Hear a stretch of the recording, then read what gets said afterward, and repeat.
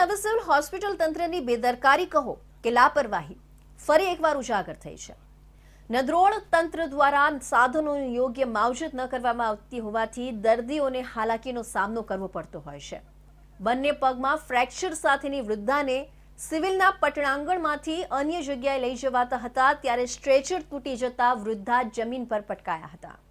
Surat civil hospital હંમેશા કોઈક ને કોઈક મામલે વિવાદોમાં રહેતી હોય છે. ત્યારે વધુ એક વિવાદ સામે આવ્યો છે. ખખડધજ સ્ટ્રેચરને કારણે બંને પગ ફ્રેક્ચર ધરાવતા વૃદ્ધ મહિલા સ્ટ્રેચર પરથી જમીન પર પટકાયા હોવાની ઘટના બનવા પામી છે.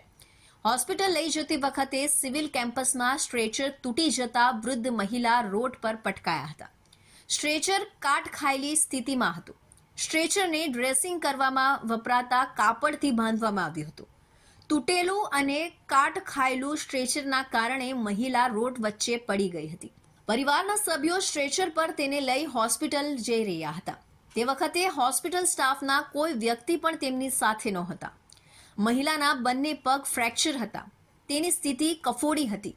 સમગ્ર ઘટનાને લઈને હાજર દર્દીઓ અને સંબંધીઓમાં પણ તંત્રની બેદરકારીને લઈને ફિટકાર વરસાવવામાં આવી હતી.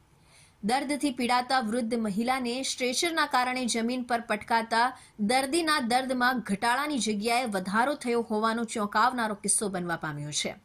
ઘટના બાદ બીજું સ્ટ્રેચર લાવીને જમીન પર પટકાયેલા વૃદ્ધ મહિલાને અન્ય લોકોની મદદથી લઈ જવામાં આવ્યા હતા.